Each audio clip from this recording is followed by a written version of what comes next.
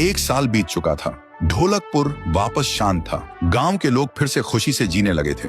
हर पूर्णिमा को लोग एक दिया जलाकर ठुन ठुन ठुन साहुर को याद करते थे। पर एक रात कुछ ऐसा हुआ जो फिर से सब कुछ बदल के रख दिया। लाशें फिर से मिलने लगी। हर 2 दिन बाद किसी न किसी के घर के सामने एक कटी हुई लाश पड़ी होती। गांव फिर से कांप उठा। एक दिन सब लोग महाराज के पास पहुंचते हैं और रो रो कर गांव की घटनाओं के बारे में बताते हैं। रात को महाराज 2 सेनापतियों से कहते हैं, जाओ और खोजो इस कांड के पीछे कौन है। लेकिन सुबह सिर्फ उनकी लाशें लौट कर आईं। एक का सिर था ही नहीं, दूसरे के पैर कट चुके थे। महाराज समझ गए कुछ तो लौट आया है, कुछ जो सिर्फ मौत का खेल खेल रहा है। और फिर कहते हैं, अब इस जंग का सामना मुझे ही करना होगा। उसी रात महाराज चुपके से गांव में आते हैं और एक पेड़ के पीछे खुद को छुपा लेते हैं। और ठीक रात के 2:30 बजे अचानक कहीं से धुआं छा जाता है और उस धुएं के अंदर से एक आवाज आती है,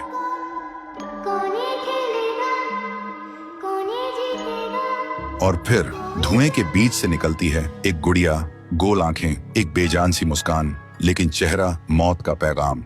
वो गुड़िया एक घर के गेट तक जाती है और बच्चों जैसा एक गाना गाने लगती है। उसके गाने की आवाज सुनकर एक आदमी बाहर आता है और अगले ही पल वो गुड़िया उसका सिर चबा जाती है। वो आदमी तड़प तड़प के वहीं जमीन पर गिर जाता है। महाराज सब कुछ देखते हैं। उनकी आंखें भर जाती हैं। उन्हें समझ आ जाता है इसके सामने जाना मतलब खुद का अंत लिखना है। अगली सुबह गांव के लोग इकट्ठा होते हैं। महाराज कहते हैं, ये पिछले भूत से भी ज्यादा डरावनी है। इसे सिर्फ वही हरा सकता है जो मौत को पहले ही हरा चुका है। और फिर एक पूर्णिमा की रात सब लोग दिया जलाकर पुकारते हैं, आप वापस आइए, आपके बिना ये गांव जिंदा तो है पर जीने जैसा नहीं। तभी एक आवाज गूंजती है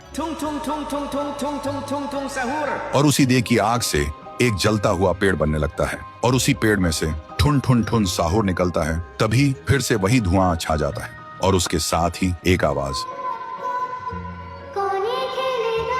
सब लोग घुटनों के बल गिर जाते हैं और कांपती आवाज में बोलते हैं, हमें बचाइए, वो आ गई है। ठुन ठुन ठुन साहुर एक जोरदार जंप करता है और सीधा उस धुएं में घुस जाता है और शुरू होती है एक आखिरी जंग। ठुन ठुन ठुन साहुर और गुड़िया की। जमीन कांपने लगती है, आसमान से बिजली गिरती है और जब धुआं हटता है तो दिखाई देता है गुड़िया बिखर चुकी थी। हाथ अलग, सिर अलग, पैर अलग। और तब से गांव में फिर से एक नई सुबह हुई। महाराज मुस्कुराए, गांव वाले जीने लगे और उस दिन के बाद ठुन ठुन ठुन साहुर सिर्फ एक भूत नहीं रहा, गांव का रक्षक बन गया। लेकिन उसी रात कुछ ऐसा हुआ जो किसी को भी पता नहीं चला। गुड़िया का सिर, हाथ, पैर अपने आप जुड़ने लगे थे और फिर वो वहां से चली गई। तो दोस्तों, अगर आप देखना चाहते हैं पीहू वर्सेस गुड़िया तो इस वीडियो को 1 लाख लाइक्स तक पहुंचा दो।